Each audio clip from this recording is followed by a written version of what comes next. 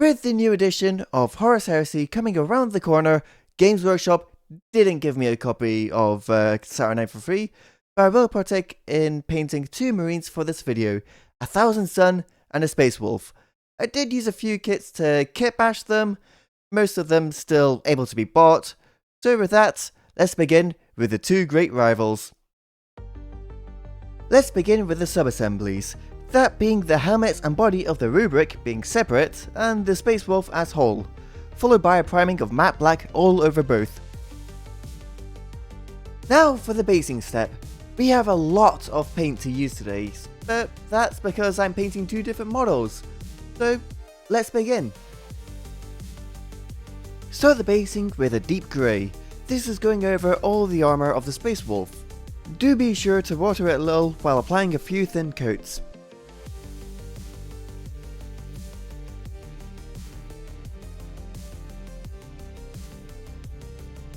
Then, do some Basilisk Red over the wolf icon, the big helmet crest, and the handle of the sword. Do be a bit careful as these are small areas.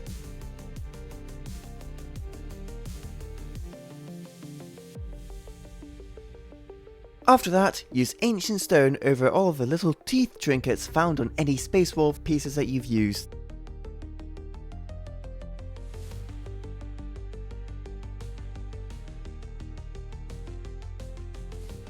Moving on to the metallics, beginning with plate mail metal, going over all the ventilation of the helmet and backpacks as well as the blades of both models.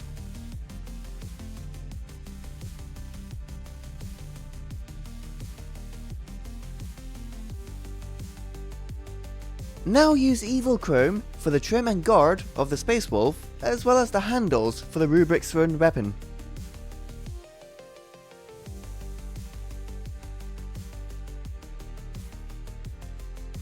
Time for the Thousand Suns. Begin with Gemstone Red over all of the armor plating as well as half of the stripes found on the crests.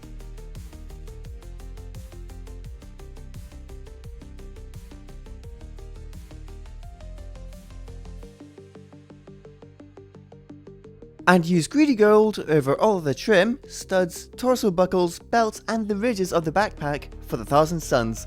Once you are finished with the paint, refill your water pot as we return to matte base paints.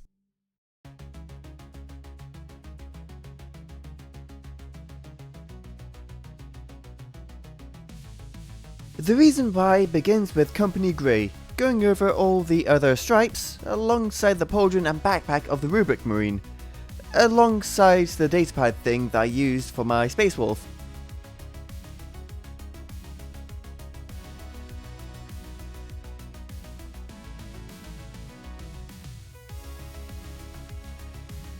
Final step of basing is matte black, going over all the underarmour and piping of both models while also using the backpack, pauldron and datapad of the Space Wolf.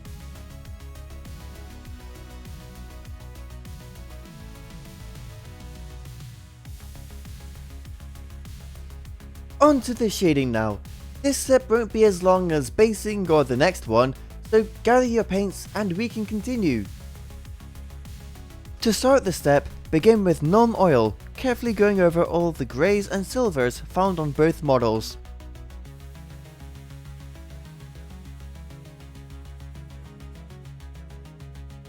Next, move on to dark red tone.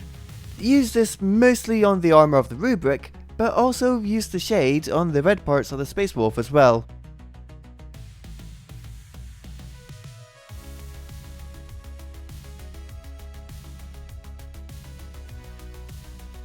Continue on with Aglax Earthshade.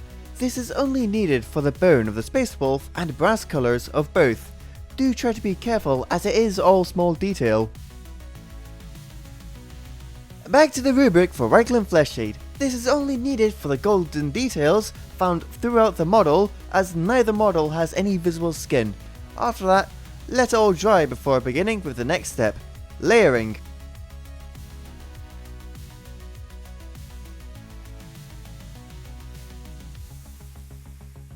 Layering is a large step as always, especially this time as there are some extra details to some of the parts that I have painted. So gather everything up here and get ready to paint up the models. First paint of layering shall be ash grey, using this over the Space Wolf's grey armour. Do try to get a thinner edge than what I did here.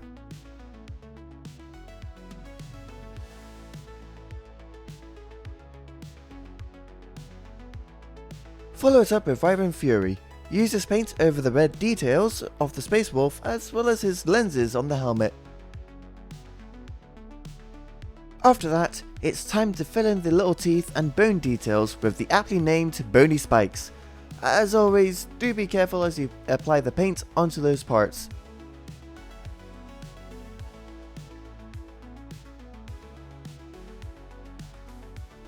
With that done, it's time for the rope. You may need a few coats of Commander Khaki as the base coat isn't necessary for the super small piece of detail.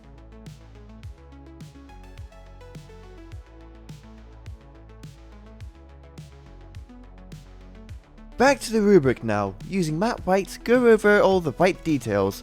You can use this as an edge layer and as a body layer. You can also use this on the datapad of the Space Wolf as well as the lenses of the rubric for a later paint.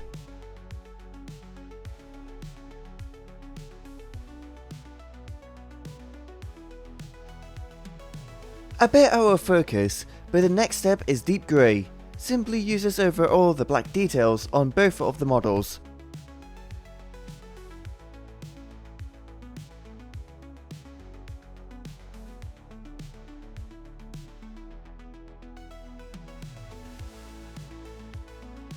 Now for that paint I talked about earlier, Data System Glow. Use this over both the screen of the datapad of the Space Wolf and specifically over the lenses of the rubric.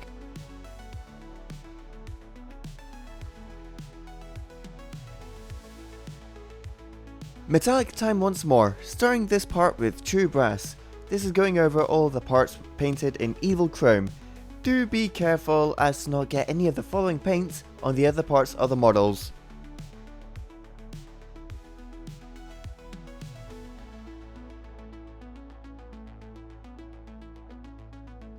Rubric only metal now, that being Liberator Gold. Use this paint over its namesake, the gold. Again, do be careful as there's a lot of trim going around in different places.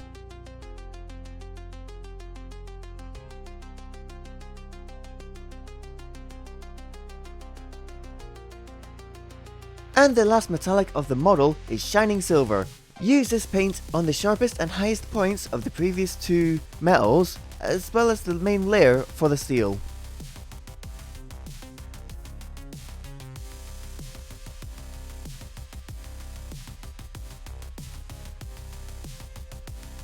But before we finish layering, give the metallic red armor of the rubric some art coat to give it the nice cherry red armor they've always had. Then you can glue on the helmet in place.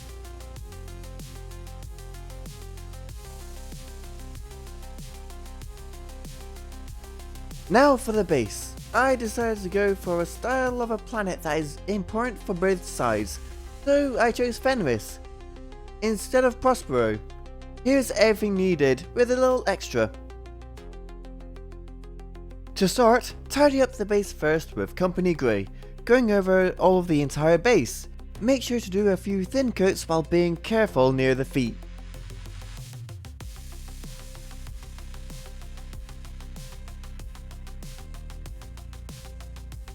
After letting the paint dry, start shading it with Parallel Glacier. You don't need an even coat as it will give a more natural look to the ice.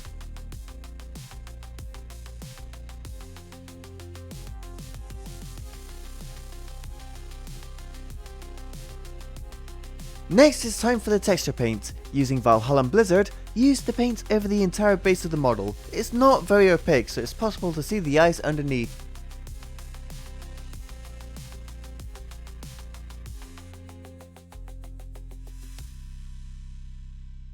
Once the texture is dried, give the entire rim of both models a coating of matte black, as always seen in my videos.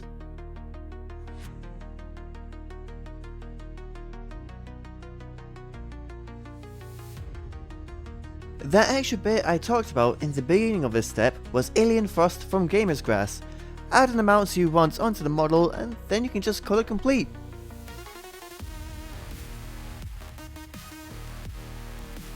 And there you have it, both sides of the forces from the burning of Prospero. Thank you for watching yet another one of my videos. If you love what I do, be sure to subscribe and check my affiliate link, as well as my Patreon for some extra goodies.